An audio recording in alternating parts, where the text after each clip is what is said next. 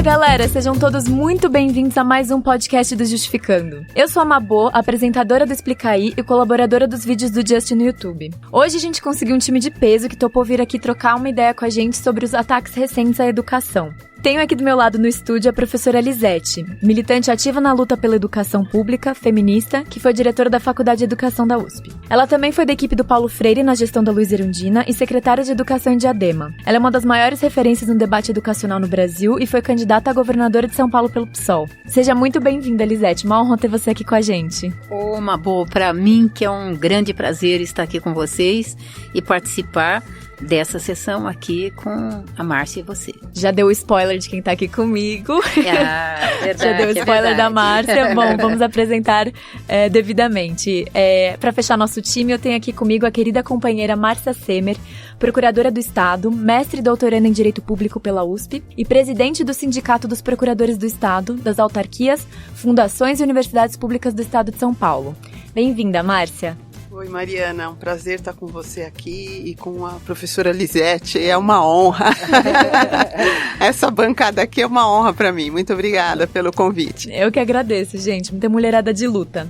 Antes de começar, eu queria agradecer em nome do Justificando, a Rádio Brasil Atual, que generosamente nos cede esse espaço toda semana, que nos auxilia aqui também toda hora, quando a gente precisa com o Fábio, que tá ali sempre uma mão na roda. Eu também queria agradecer o Sindicato dos Bancários de São Paulo, que mantém as portas abertas pra gente, e agradecer todos do Crivella Advogados. Sem esses parceiros, essa gravação não seria possível. E agora a gente vai para nossa discussão, começando pelas últimas ações do governo federal no Ministério da Educação.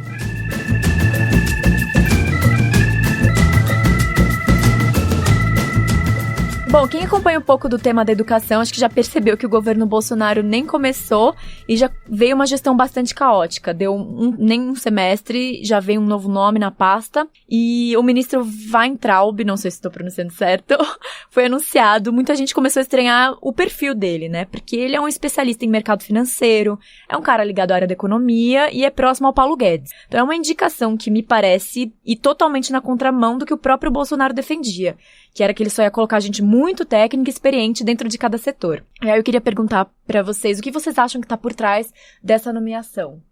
Olha, Mabô, primeiro, em educação a gente infelizmente está aprendendo uma coisa. Cada substituição é pior que a outra, não é? Então a gente lamentava o Vélez e a gente agora lamenta ainda mais ainda o Weintraub. Nunca é tão ruim que não pode piorar, né? Exato, né? E que tem ainda, eu diria, o cinismo de dizer que é um colega, porque ele é, de fato, professor mestre na Unifesp de Osasco.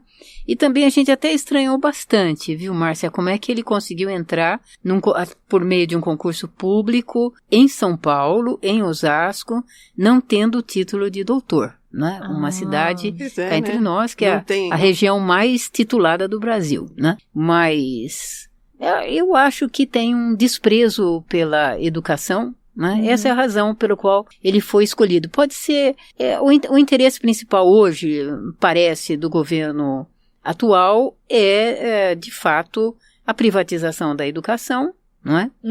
E, sem dúvida nenhuma, a desconstrução da escola pública, do qual as universidades públicas somos referência.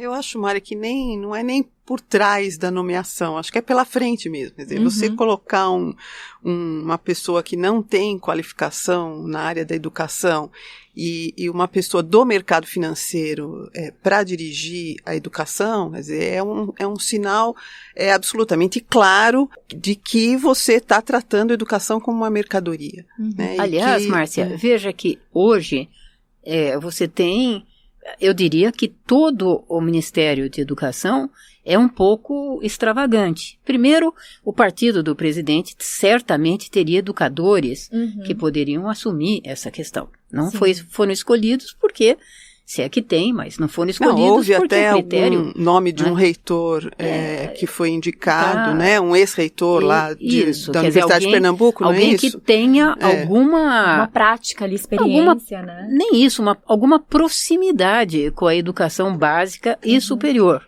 E, portanto, para nós é estranho. Veja que hoje o presidente do INEP é um policial federal ex-diretor do Departamento Nacional de Trânsito.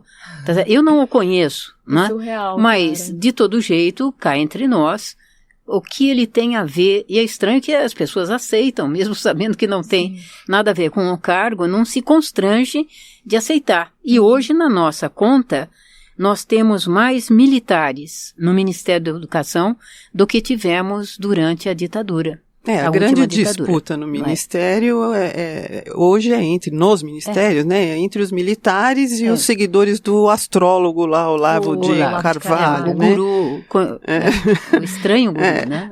Guru é muito para ele, né? Astrólogo tá guri, né? O estranho guri, como as pessoas falam. De bom tamanho. Não, e tá numa disputa entre essas duas alas, acho que já diz muito do estado da coisa, né? Mas eu acho que eu brinco só porque como Kepler também foi astrólogo, eu não quero... Mas aí é um astrólogo no bom sentido, né? Mas eu acho que é isso, é um fulano do mercado que está lá para fazer da educação uma mercadoria e também levar ao setor educacional a questão vamos dizer assim, da privatização da educação, né, do incentivo ao ensino público, ao ensino privado, em todos os níveis de educação. Né? É um momento muito grave, mas bom, eu não, sinceramente, pós-ditadura, não conheço outro momento que a gente tenha vivido com a preocupação todo dia agora do que nós estamos vivendo. Ora, uma coisa interessante da gente observar é que a Constituição, ela prestigia a educação pública. Sim. Né?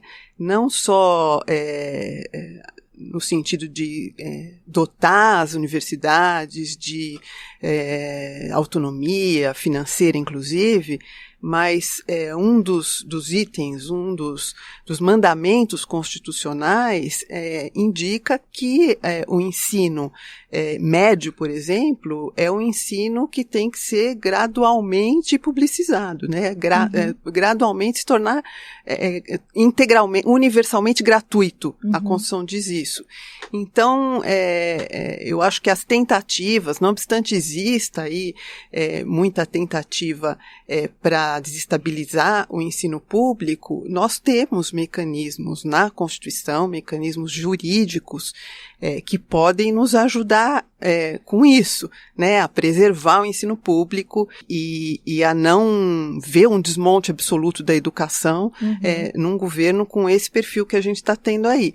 Agora, nós para isso vamos depender de instituições públicas jurídicas que elas que não necessariamente não nos faltem, que elas não nos faltem, exatamente. Né? Nessa área da educação, pelo menos. Eu diria, Márcia, que realmente a vinculação dos recursos constitucionais para a educação, nesse momento nos protegem.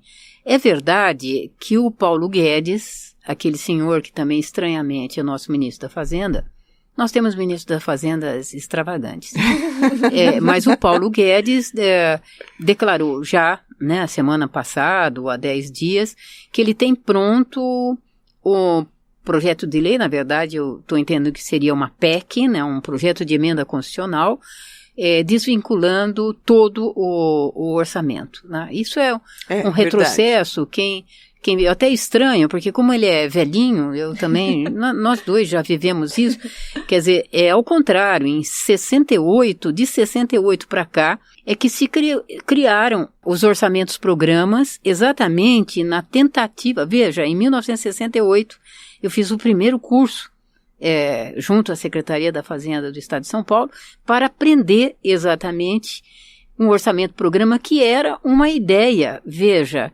dos próprios militares de que era necessário que a gente, de fato, tecnicamente, disséssemos a que viemos, do ponto de vista do que vamos fazer efetivamente com o dinheiro público. E aprovado um orçamento, isso pudesse ser levado a sério. Então, eu cobro também do Paulo Guedes que ele tem um orçamento, um plano plurianual aprovado, no mínimo que ele os cumpra. né? Mas acabaram de aprovar aí uma emenda que vincula as receitas, as emendas, não é isso? As emendas dos parlamentares. Então, ficaria meio na contramão o Congresso vir agora e aprovar uma coisa que desvincula tudo. A gente está vivendo um momento muito incerto, né? Muito esquisito, mas e outra coisa não é tão fácil desconstruir também assim, por emenda constitucional. Eu também aposto, estou apostando. Bom, você que é procuradora em alguma sabe sanidade, disso, mas isso, e mesmo com divergências, não é? Eu acho que nós vamos precisar chegar ao Supremo Tribunal Federal, porque nós sabemos que não há dúvida nenhuma que a complicação é um pouco mais grave do que simplesmente um projeto de lei, etc. É mais complicado. E para segurar os absurdos que eles têm dito, é verdade que cada dia também eles vêm com uma história. Que você não sabe se é para distrair a gente da reforma da Previdência, ou se é, de fato, se eles estão falando verdadeiramente. Agora, os cortes na educação são reais, não é? E eu estou acompanhando, nós fazemos esse trabalho eu sou de uma associação chamada Associação Nacional de Pesquisadores em Financiamento da Educação, FINEDUCA, e nós temos consultado as universidades e efetivamente os reitores têm dito que ontem mesmo, tá certo, recursos que já estavam reservados, já estava previsto. Uma em particular que tinha 150 mil já reservado, quando eles foram utilizar o recurso já estava bloqueado. Então isto não é falácia. Eu tenho uma dúvida jurídica sobre essa possibilidade, porque as universidades elas têm autonomia financeira, né? Embora não tenha autonomia orçamentária, elas têm autonomia financeira. E o contingenciamento é uma medida de ordem financeira e não orçamentária. Então, eu acho que talvez valha a pena a gente aprofundar isso aí juridicamente e talvez até instar o Supremo Tribunal Federal, por que não? Né? Ou o STJ, ou sei lá. Tem uma ação agora que entraram, né, no Supremo, a rede de sustentabilidade entrou para tentar, na verdade, barrar, através dessa corte, esse corte dos 30% nas universidades. Então, não sei se a judicialização vai ser a solução, mas já tem gente questionando a novidade é que hoje a gente judicializa tudo, né? A vida virou judicializada, então é muito complicado. Agora, Mabô, você sabe que o ministro da Educação disse no Congresso que se os congressistas aprovarem a reforma, não é? Ele parece que disse isso ontem, aprovar a reforma da Previdência, que ele devolve os recursos à universidade. É uma chantagem. Né? Isso. Como isso chama-se chantagem, é o nome, eu pude ver, enquanto eu esperava o programa começar, pude ver que se confirma a decisão ontem do Congresso de que não vota nada enquanto os recursos não forem devolvidos, porque isso é abuso de poder, etc, etc. Caso isso se concretize, claro, também não sabemos a condição, a força que de fato esse compromisso assumido ontem entre as principais lideranças de partidos, não é? Se de fato se concretiza. Mas eu acho que eu acho que chantagem se responde de várias maneiras. Uma delas é a maneira jurídica, mas a outra é uma maneira política. Eu considerei também digamos, puxão de orelha político muito bem dado, né? Tomara que ele vingue. Isso, e nós estamos... Uma forma de reação, né? Como também foi publicizado a reação deles, eu estou imaginando que... E do ponto de vista jurídico também, essa declaração do ministro, ela ajuda a, vamos dizer assim, sustentar, fundamentar, caracterizar a ilegalidade do contingenciamento na educação. Porque como ele motivou o ato o ato administrativo de contingenciar esse valor todo aí, são mais de 4 bilhões de reais, né? Essa motivação... São 7 bilhões. 7 bilhões? 7 bilhões. Essa motivação, ela acaba se vinculando à decisão dele. E, portanto, como ela é uma motivação ilegal, essa motivação não justificaria o contingenciamento, ela torna o contingenciamento ilegal. Então, na verdade, falou muito, como diz o Tite, né? Eles tropeçam e falou mal. Sozinhos, né? Sozinhos. Eles não precisam nem fazer muita coisa. Eu gostaria de lembrar que na Constituição também está dito que municípios e estados que não gastarem realmente em educação os 25% é uma das razões pelo qual cabe intervenção federal em municípios e estados que não gastarem os 25%, não investirem, na verdade o termo é esse, em educação os 25% previstos. Bom, a nossa pergunta é o seguinte, com esta decisão, o ministro da Educação deixa de aplicar e gastar os 18% da educação em educação.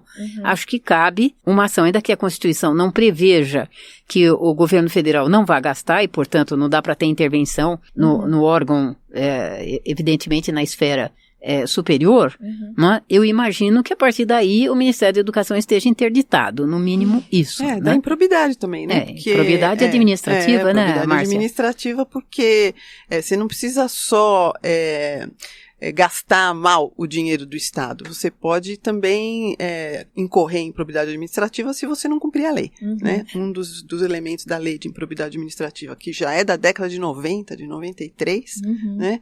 É isso. É que você pode incorrer em improbidade se ofender a legalidade dentro da administração. Então...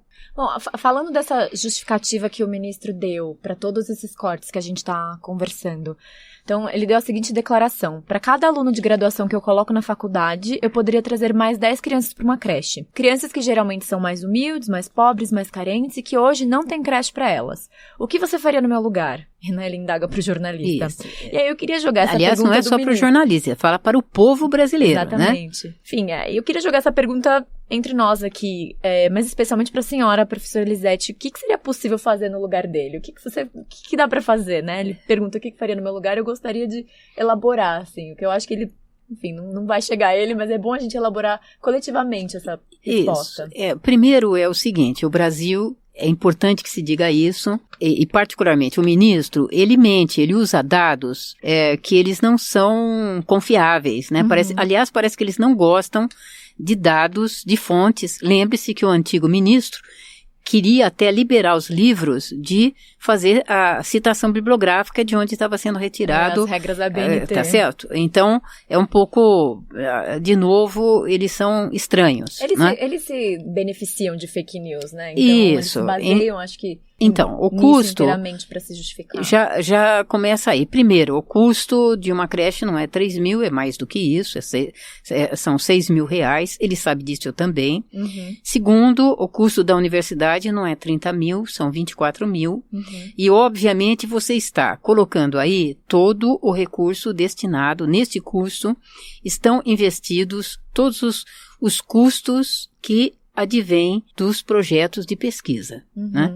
Eu estou colocando isso porque, claro, que é muito diferente você manter exatamente um sistema público universitário em que a pesquisa faz parte do tripé ensino, pesquisa e extensão, e ela é pré-requisito da qualidade de ensino no mundo.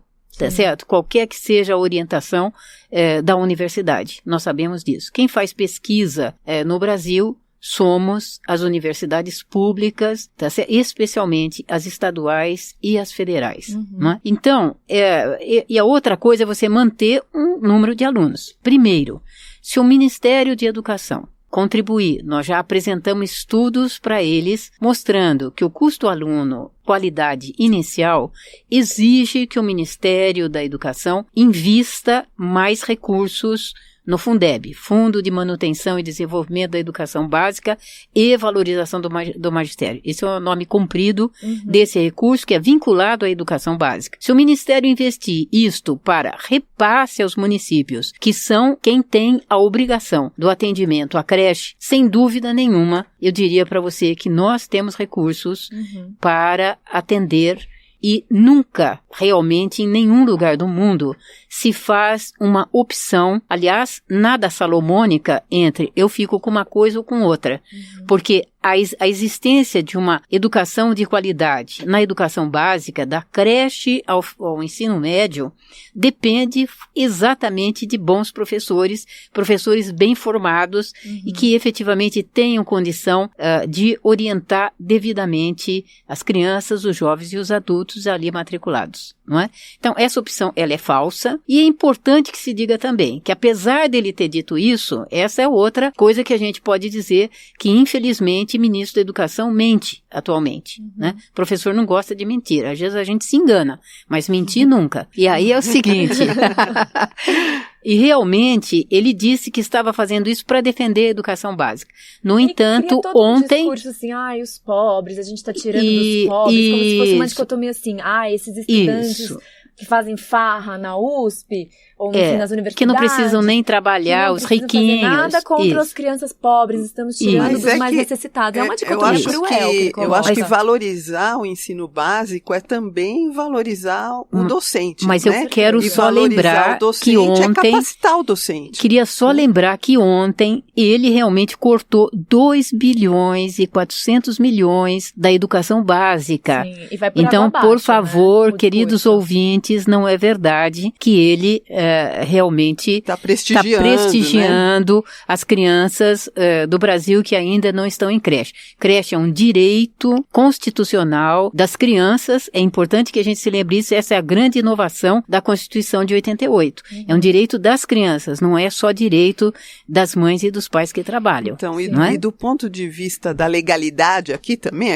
voltando à minha, a minha posição de procuradora, né? Mas enfim, eu estava analisando as metas do PNE, né? E as metas 12, 13, 14 e 16, todas elas se direcionam, né, à capacitação dos brasileiros de uma maneira geral na questão do ensino e também na questão dos professores do ensino básico. E a meta 12, por exemplo, fala que isso é uma lei, né? Está incorporada às disposições transitórias da Lei de Diretrizes e Bases. Então, fala que é o seguinte, é meta nossa, até 2024, elevar a taxa de matrícula na educação superior e a expansão de matrícula no segmento público em percentual de 40%. A meta 13 fala em ampliar o número de mestres e doutores no país. A meta 14 fala em elevar o número de matrículas na pós-graduação, de forma que o país, até 2024, forme por ano 60 mil mestres e 25 mil doutores. E a meta 16 fala em formar em nível de pós-graduação 50% dos professores de educação básica. Então não há que se falar em prestígio à educação básica sem prestígio à meta 16, que é a meta de capacitação e de formação em nível superior, portanto nas universidades, de 50% dos professores de educação básica, né? Eu acho que isso vai na contramão de tudo, né? Eu estava olhando uma notícia aqui hoje que na Alemanha, a Alemanha acaba de anunciar que vai incrementar em 2 bilhões de euros os recursos destinados para as universidades e a pesquisa no país. Anunciou que 160 bilhões de euros serão destinados para essa finalidade. Quer dizer, é burrice, no mínimo burrice, a gente difundir qualquer tipo de discurso que desprestigie o conhecimento, né? Aliás, a gente está vivendo um momento muito estranho, né? Onde o conhecimento é desprestigiado e a ignorância é levada ao comando do poder, né? Ao comando do país, e isso é uma coisa muito estranha. Acho que a gente, principalmente que entrou na universidade, que teve essa oportunidade, né? A gente fica um pouco perplexo, como é que, não que uma pessoa que não tenha universidade não possa ser presidente. Tivemos aí o presidente Lula, por exemplo, que foi, né, um presidente hábil em muitos sentidos. Hábil, capaz, exatamente. Agora, o fato é que uma coisa é você não ter estudado e prestigiar a educação, que foi o que o presidente Lula fez, né? A outra coisa é você não ter estudado e querer impedir que os outros estudem também. Aí não, né? cortar o dinheiro, cortar a verba. E uma outra coisa, mais que eu acho apologia importante, da ignorância. Acho que uma das coisas mais importantes, inclusive aqui no governo Dilma, foi a aprovação da lei das cotas. Hoje, nós temos, pela primeira vez na história do país, os dados estão aí disponíveis para o ministro também, para ele não falar mentira sobre isso, né, que é o que ele tem falado. Você tem um aumento significativo do número de pretos nas escolas superiores públicas, não é? Não, eu sou testemunha disso, viu, Lisete? Porque eu estudei na Faculdade de Direito aqui do Largo São Francisco na década de 80. E na minha classe nós tínhamos duas colegas negras, as duas de Guiné-Bissau. Ou seja, nenhuma brasileira. Não, nenhuma brasileira. Uma filha do primeiro-ministro, a outra do ministro da Justiça, que vieram para cá. Tínhamos mais 2 colegas negros também, mas era só. Hoje eu voltei à universidade, agora pro doutorado, e a gente vê que o ambiente é completamente outro, né? Eu sou uma testemunha ocular, vamos dizer assim, dessa transformação, que é muito bacana. O chamado escurecimento da universidade pública é efetivo. E gostaria de lembrar que 44% hoje dos alunos matriculados em universidades públicas são estudantes com renda familiar de 2 salários mínimos, tá certo? O que é a primeira vez que isto acontece. E com essas providências que o ministro está tomando, ao invés do discurso dele ser coerente com, digamos, uma valorização das pessoas pobres, na verdade o que eles estão fazendo é conseguir o que, aliás, o outro ministro foi muito sincero, dizendo que a universidade era para alguns, vamos acabar com essa história de democracia, o Vélez, do que de que nós vamos aí democratizar a universidade, né, contrariando qualquer movimento internacional nessa direção. Mas, de fato, o que eles estão fazendo levará, sem dúvida nenhuma, faltando recurso na universidade, obviamente, o corte na área de assistência estudantil é significativa. E se não houver assistência estudantil local para esses jovens morarem, comerem e poderem realmente ficar mais tempo na universidade estudando, você esteja certa de que eles abandonarão os cursos. Coisa que até o presente momento não está acontecendo. O que é um contrassenso, né? Porque o mercado de trabalho, já que a questão mercado de trabalho, né? A questão é essa, o mercado de trabalho ele vai exigir cada vez mais pessoas qualificadas. Exatamente. De sorte que se você não qualificar a população brasileira, nós não vamos ter mão de obra para que o país se desenvolva. E isso vai ser uma bola de neve no sentido de um retrocesso social grande. Pela inexistência de um projeto de desenvolvimento industrial no país. Então, se você não tiver um processo de intervenção rápido, exatamente aproveitando esses jovens e criando novas oportunidades de emprego, né, vai acontecer o que nós estamos vendo, melhores cabeças saindo sistematicamente do país, né, por falta de oportunidade de trabalho. Retomando alguma coisa que a Márcia tinha comentado um pouquinho lá atrás, é a questão do bolsonarismo ser muito associado a essa onda profundamente anti-intelectual, que é anti-acadêmica, e eu não sei, eu fico pensando que essa onda de escola sem partido, de alegar que as universidades têm doutrinação, de que existe uma lavagem cerebral nos ambientes acadêmicos, me parece uma forma deles tentarem tomar um ambiente, esses bolsonaristas que me parecem, assim, bastante recalcados com esse universo ao qual eles não pertencem, de tentar tomar para eles, né? Então, assim, vamos supor, um historiador que fala que 64 não foi um golpe, não é respeitado. Ou que o nazismo é de direita, né? De direita, então parece que assim, as ideias deles, desculpa, como não conseguem... deixa eu falar, reformular o que o nazismo... deixa eu reformular. Eu repeti ainda. Aí deixa só, aí depois vocês fazem ou que o nazismo é de esquerda, né? É uma coisa esquisita, não? Então, exatamente. E o duro... Eu vou repetir tudo, tá? Vamos supor, por exemplo, um historiador que diz...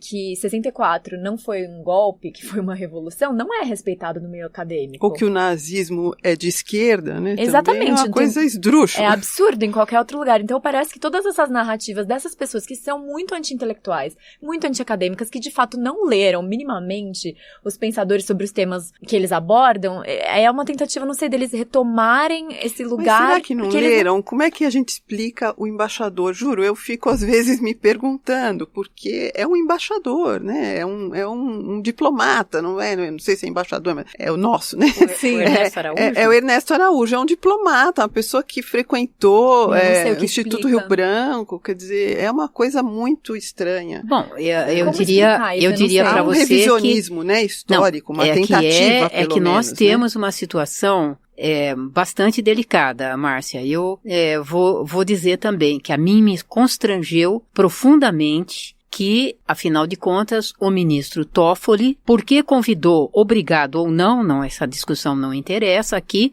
um militar para sua assessoria direta, vem a público para dizer que ele estava repensando e que, portanto, 64 não foi um golpe, foi um movimento. É gravíssimo. Acho que constrangeu a nação, né? Não, porque, exato, pelo menos, é isso que eu quero dizer. Né? Então, eu quero dizer, ele é uma pessoa que eu respeito e que eu obviamente, tem uma formação que não permitiria a ele fazer essa concessão a quem é que fosse. De fato, tá certo? Foi surpreendente essa manifestação. Então, eu quero dizer que esta questão que nós estamos vivendo, eu diria que mesmo a escola sem partido, né? Nós temos trabalhado muito nisso e, efetivamente, a eles não interessa. Esse é um movimento que não é só um movimento nacional, é um movimento internacional. É importante que se diga que a extrema-direita no Brasil, que já existia, mas que resolveu sair do armário, sem dúvida nenhuma, defende algumas posições que a gente acreditava que elas estavam sepultadas, tá certo? Que nós havíamos realmente superado historicamente. Daí então, até a nossa dificuldade de reagir, exato, né? não superamos. E eu diria que hoje cada um fala cada bobagem, se liberou para falar cada absurdo, que é cada vez mais preocupante. Eu estou colocando isso porque, em relação aos professores, nós temos visto que as perseguições, elas são efetivas. Sim. Professores têm sido demitidos ou, o que é mais grave, constrangidos sistematicamente para mudança, não só de conteúdos curriculares, mas inclusive de citações. Tá certo? Não, e um ambiente, às vezes o professor, até inconscientemente, diante de um ambiente desse que nós estamos vivendo, a pessoa se censura. Não tenha dúvida nenhuma. Não tenha dúvida nenhuma. Eu sou da época da censura de 64, na verdade, eu sempre costumo identificar a partir do ato institucional número 5, que foi o ato mais duro que nós tivemos até agora, né? E que efetivamente estabeleceu esse processo de terror. Eu vejo com preocupação o terror sendo implantado nas escolas, o medo que os professores e as professoras, quero dizer, inclusive de educação infantil, têm sentido. Porque com a história, a perseguição também, hoje, dos neopentecostais e de uma ala da Igreja Católica absolutamente reacionária e conservadora, sem dúvida nenhuma, as crianças brincarem, por exemplo, veja bem, uma cena muito comum, uma menina pega uma bola, tá certo? Com 2 anos de idade, o menino pega uma boneca. O que a professora faz? Diz, larga isso, que isso é coisa de menino, e larga a bola, porque isso larga a boneca, porque isso é coisa de menina. Tá certo? Isso é defender a tese de também a extravagante ministra Damares, que vai dizer que rosa é para menina, azul é para menino. Que eu quero te dizer que isto é alguma coisa que desde os anos 30 do século passado, é importante as pessoas saibam disso, nós, professores, já estávamos brigando para que se superasse essa questão. Então é um retorno das coisas mais, eu diria mesmo, extravagantes. É um quer dizer, obscurantismo, né? Obscurantismo. Acho que você usa uma palavra correta, Márcia. É uma coisa assim, é um pouco a gente foi pego acho que meio de surpresa, né? E até hoje nós estamos ainda com os olhos, né? Arregalados, falando, não, será que é verdade? Que vai desde das teorias da Terra plana até realmente você dizer que o não teve ditadura e que o evolucionismo e a Bíblia têm, por exemplo, razões científicas semelhantes. Não é? Então, são momentos delicados. Retomar, na verdade, né, como desde o comecinho, vamos dizer assim, o discurso da valorização do conhecimento, né? Acho que nós temos acho que não tem outra alternativa. Nunca a ciência, a cultura, as artes e a tecnologia foram tão importantes para o país e para todos nós, para a nossa formação. E você veja que com esta história toda, sobrou para o maior educador Sim, a gente vai do falar, Brasil, né? A gente vai falar dele no próximo bloco, acho que é um ótimo gancho, inclusive, para a gente encerrar esse primeiro bloco e depois falar desses alvos preferenciais aí desses ataques, que seria justamente Paulo Freire e as ciências humanas.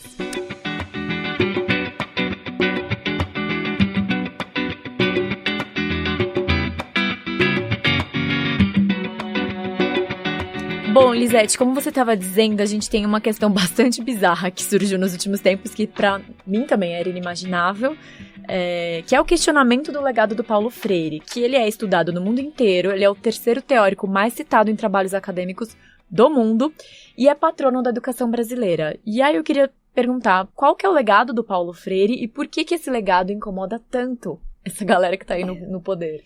Eu diria o seguinte, ele é o mais citado, ele é um dos 100 autores mais citado em língua inglesa. É bom que a gente realce isso, que o Brasil gosta um pouco gosta bastante. De fora. E também, contraditoriamente, na língua inglesa. Saiba que ele é homenageado sempre com muito respeito no exterior para quem tem Harvard, por exemplo, como certamente a universidade em que gostaria de estudar, tá certo? Uma das universidades de referência do mundo. Quando você entra no prédio principal de Harvard, surpresa, quem está lá? Sabe que não é o Olavo de Carvalho? É exatamente, que mora lá, né? É exatamente esse brasileiro nordestino arretado, chamado Paulo Régulos Neves Freire. Com muito prazer. A primeira coisa que umas amigas minhas de fora do Brasil, quando vieram pra cá, falaram, e Paulo Freire? Tipo, elas...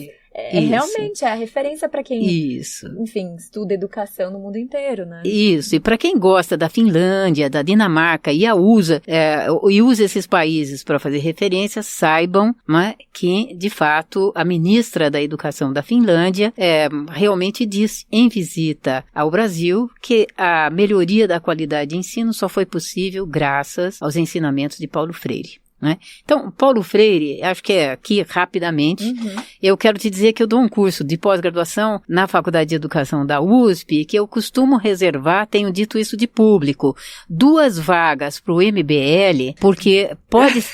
Exatamente, não precisa nem passar na seleção. Por quê? Porque eu acho que você quer ser contra o Paulo Freire? Você pode. Não há dúvida nenhuma. Você não precisa gostar de ninguém, nem acreditar em ninguém. Esse é um princípio acadêmico fundamental. Né? Isso é muito válido para quem é democrata. Né? Bom, é isso. Agora, por favor, para você ser contra, a primeira questão necessária, tá certo? Cientificamente falando, é você conhecer pelo menos uma obra da pessoa, não é? Então, essa... Tem alguma noção do que você está falando, né? Isso. Mas o que incomoda, que eu acho que é uma questão que eles... realmente não suportam, é que, de fato, Paulo Freire informa em todos os livros que ele escreveu, e não foram poucos, que, de fato, não existe conhecimento neutro, que o conhecimento, todo ato pedagógico é um ato político, não político partidário, porque nenhum de nós também defende escola com partido. Não é? Nós defendemos escola sem mordaça, isto sim. E efetivamente o ato pedagógico como um ato político, ela traduz a concepção que o professor tenha sobre a vida e a sociedade quando ele diz, olha, leia o livro tal, puxa, você assistiu a peça tal, você assistiu o programa tal, que tal se você lesse esse livro, prestou atenção nessa poesia, foi no museu tal e assim por diante, né? Quando ele revela exatamente qual é a concepção de mundo. Isso para dizer que exatamente a própria filosofia da ciência, né, até para pegar aqui um gancho, já que eles também querem acabar com a filosofia da ciência, ela é a que é a orientadora, a diretriz central de todo o conhecimento no mundo. Por isso que a filosofia da ciência deixa claro exatamente que todo o experimento científico, ele se deveu a uma opção que os pesquisadores fizeram. Eu poderia ter feito isto ou aquilo, não é? Eu opto por este, por aquele ponto. Recorte, né? Exatamente, né? Primeira coisa. A segunda coisa é porque ele realmente aposta na escola e na escola pública para dizer que a função da escola e a função nossa de professores é sermos mediadores do conhecimento para uma formação realmente do jovem que seja humanista e surpresa, uma formação crítica que possa levá-lo a um processo de compromisso transformador com a sociedade. Não é? Então, eu não tenho dúvida. A outra questão é que o Paulo Freire acreditava muito na gestão democrática, não é? Quer dizer, ele era um democrata, era um cristão e um democrata, e efetivamente ele achava que quanto necessariamente no processo que ficou conhecido como sendo a teoria epistemológica dialógica, quer dizer, a importância do diálogo que permite e que se compromete os professores a realmente quererem saber o que os alunos pensam, como eles pensam, e a partir daí estimular aquilo que nós chamamos também, cientificamente, de curiosidade epistemológica, que é o desejo de querer saber mais, tá certo? Porque você quer saber mais, e não só porque o professor mandou. Ele é conhecido na praça também, não é só pelo método de alfabetização, ele se preocupou por exatamente o grupo social mais desprezado, digamos, até hoje das políticas educacionais, que são os analfabetos, né? Nós somos um país hoje que ainda temos 18 milhões de analfabetos, um número maior que alguns países da Europa, e você não tem nenhum governo municipal, estadual ou mesmo governo federal, ele menos ainda, que realmente tenha dito, olha, no meu governo eu pretendo, erradicar, até o Paulo Freire não gostava de erradicar, ele falava enfrentar e superar, porque ele dizia que erradicar é erradicar a malária, né? Ele sempre brincava com isso, né? Porque era um termo que vinculava e que está no nosso vocabulário. Exatamente, né? Então, era um direito. E realmente, ele dizia que o nosso sistema de ensino, ele fazia uma crítica, eu acho que essa é uma razão que não é uma questão qualquer no atual momento, de que o que nós estávamos fazendo na educação, fosse ela a educação básica ou superior, era uma chamada educação bancária, em que nós, professores, temos um programa e vamos cumprir o programa, porque nós somos sérios e responsáveis, independente que ele achava que um dos problemas que a educação tinha era a obrigação de cumprimento de programas que, na verdade, independiam, quer dizer, não se levava em conta se os alunos tinham aprendido ou não. Então, completar determinados conteúdos era mais importante do que saber, levantar e conhecer efetivamente o que os alunos sabem ou não. Para aí você discutir que tipos de conhecimento. E eu estou dizendo isso porque ele era contra, obviamente, um currículo homogeneizado. E hoje é a grande discussão no Brasil com aquilo que você sabe e conhece, que chama-se Base Nacional Comum Curricular, que nesse instante, até aqui em São Paulo, está sendo contratado o Instituto Ayrton Senna, exatamente para implantar um currículo único que o governo Dória pretende, não só no estado, não só com os alunos estaduais, mas tem a pretensão que os municípios também adotem um currículo único e que isso sim é democrático e que isso seria para o bem do conjunto das crianças. Por mais nós que estávamos aprendendo, Márcia, a entender o que era a diversidade cultural, que estamos começando a enfrentar esta questão. Mas eu acho que esse é um ponto importante que você falou da diversidade. A diversidade incomoda tanto, que nós estamos sofrendo um pouco a reação né, do crescimento da diversidade, né? Sim. Eu acho que um pouco da crise ou desse lado mais conservador que emergiu aí na sociedade, ele decorre um pouco talvez do medo da diversidade, né? Porque a diversidade é o novo, eu diria, né? O movimento feminista, o movimento LGBT. Não tenho dúvida. E o movimento negro, sim, eu diria que eles têm marcado presença, têm cobrado, eu diria, direitos históricos, e esse grupo tem, inclusive, dito que, na verdade, nós, agora somos chamados de marxistas culturais. E eu achei até elegante o termo. Mas é interessante porque esses movimentos ditos, né, identitários, de alguma maneira, eles pelo conteúdo, eles vão muito além, né, da questão do identitário. E ele mexe com a estrutura, aliás, né? Ele mexe só com a estrutura até psíquica. Perturba porque eles vão além da questão do identitário. Vai muito além da questão. E, o movimento feminista, que hoje é um movimento muito forte, né? Eu acho que é um dos movimentos mais significativos que o Brasil viu crescer nessa última década, sim, com certeza. Né? E o LGBT também, e isso causa um desassossego, acho que num certo segmento da sociedade. E hoje em dia o movimento feminista não tá só na universidade, ele tá nas escolas secundárias. As meninas as meninas, claro. As meninas são, assim, fazem coletivos. Na minha época não tinha isso. Parece que eu sou de 1000 anos atrás, quando eu falo na minha época, mas assim, há 10 anos atrás, quando eu me formei no ensino médio, não existia um coletivo LGBT na minha escola, um coletivo de mulheres. E hoje em dia isso pipoca em vários lugares. Essa diversidade também que não existia, né? Quando eu fiz graduação há 30 anos atrás, hoje em dia existe na universidade e é muito, muito enriquecedor, né? Eu vou dizer para você, como eu fui a única candidata mulher a governadora, eu vivi essa situação que era um pouco assim, como você ousa? Poxa, eu sou professora titular da USP, eu achava que primeira mulher da USP também que se candidata a governadora. Eu pensei que ia ter um charme e tal, essa história. Mas é incrível como os meus próprios colegas consideram que o cargo é um cargo para homem. Não é? E, obviamente, esse nosso movimento tem trazido críticas também que são do século XIX, cá entre nós.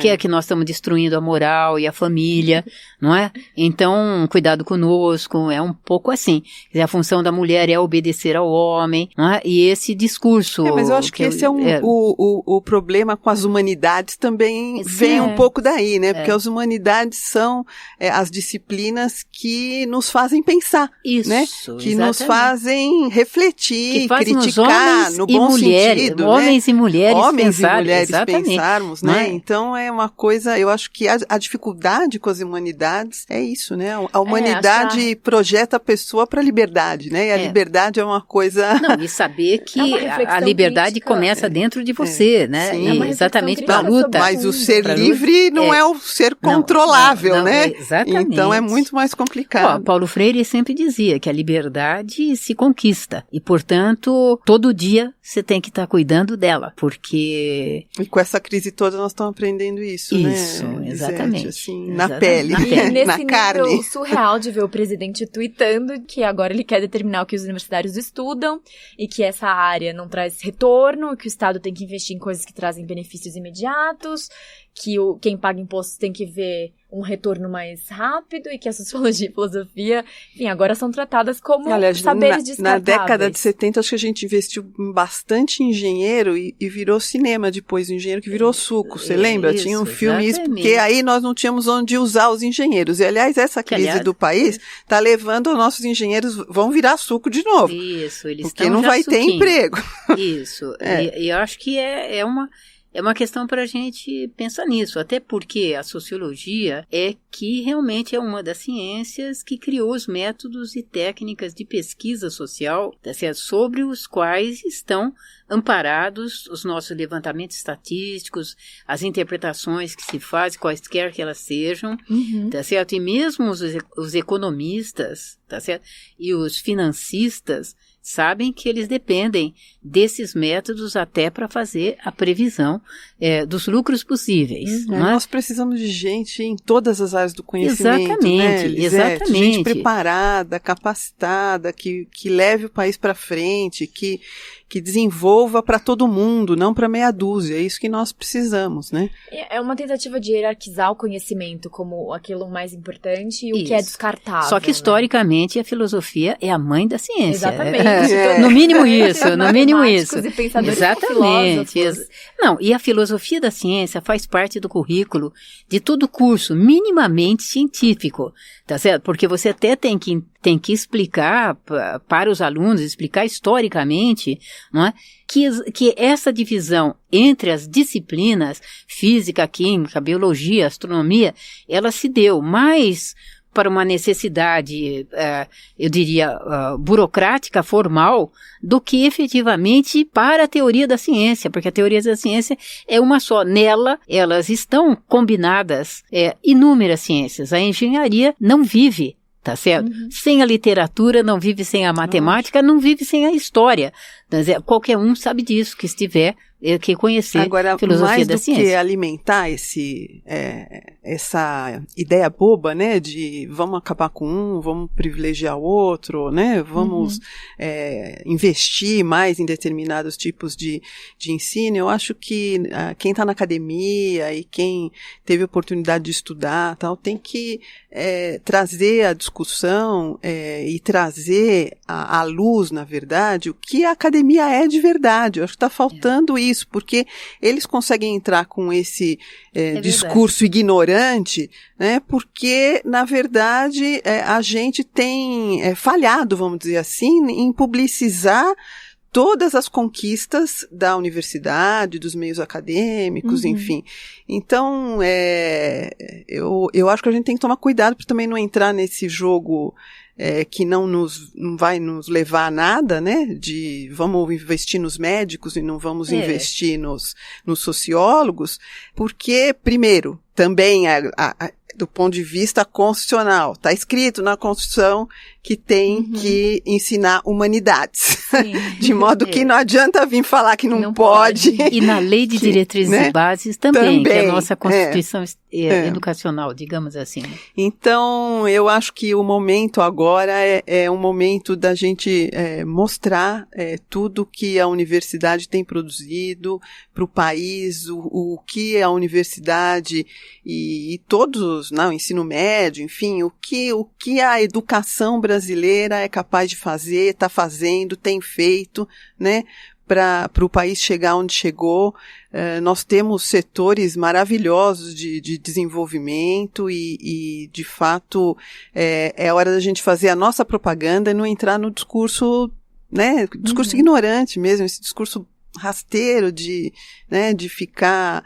Não adianta também a gente ficar achando engraçado o ministro chamar o Kafka de Kafta e confundir, porque também é engraçado para nós que sabemos quem é o Kafka, que lemos, que estamos na academia, que lemos o livro, o processo, mas para quem não teve essa oportunidade, não alcança qual a graça, né, de tudo isso que está fazendo a gente morrer de rir, mas a gente tem que ir além, eu acho que se nós, na verdade, achamos, né, que estudando temos condições de fazer coisas melhores, agora é a hora de mostrar, né, de mostrar e fazer o nosso discurso chegar nas pessoas comuns, nas pessoas que não tiveram a mesma oportunidade que nós tivemos, e a gente tem que falar a língua de todo mundo, porque eles estão sendo muito hábeis em falar a língua de todo mundo. Isso.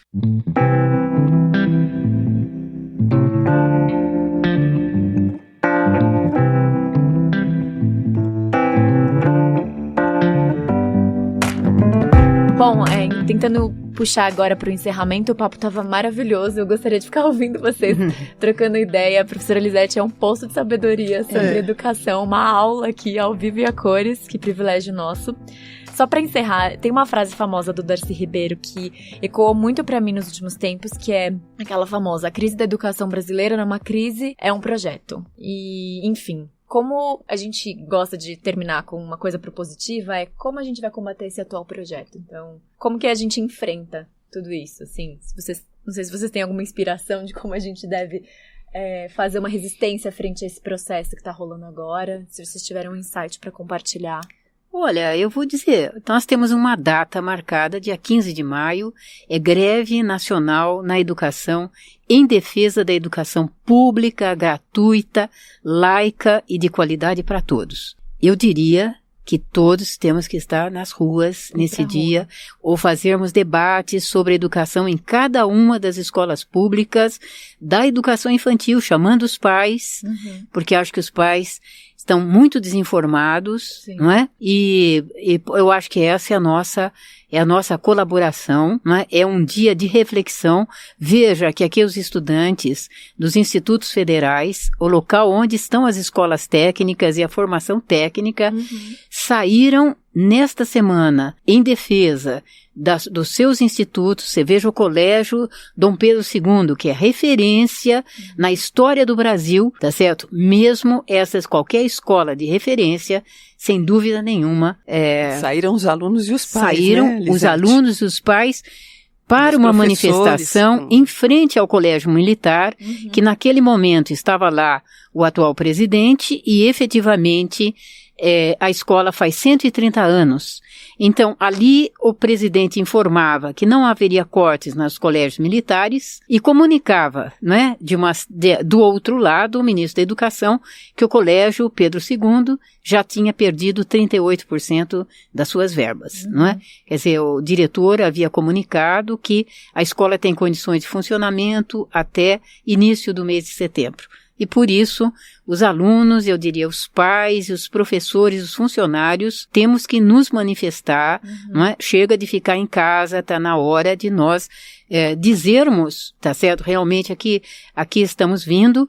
E Márcia, você deu uma sugestão, eu quero dizer que eu li uma sugestão de um colega que está fazendo, que a gente faça em cada cidade, em cada bairro onde estejam as universidades públicas, exposição, inclusive, dos nossos trabalhos, chamando a população para ver o que é que nós produzimos na nossa escola, o que é que seus filhos realmente podem adquirir frequentando as nossas escolas. E olha, a Rádio USP é um grande veículo, viu, Lisete, para divulgar aí as coisas da universidade e a gente, hoje em dia, os jovens com esses podcasts, né? Podcast, com certeza. Com podcasts, redes sociais. Do lado deles, agora a gente vai ter que usar para virar YouTube, com certeza. Né? Mas eu acho que é isso. Eu acho que é muito importante nós resgatarmos o discurso de valorização da educação. Por incrível que pareça, ele precisa ser resgatado.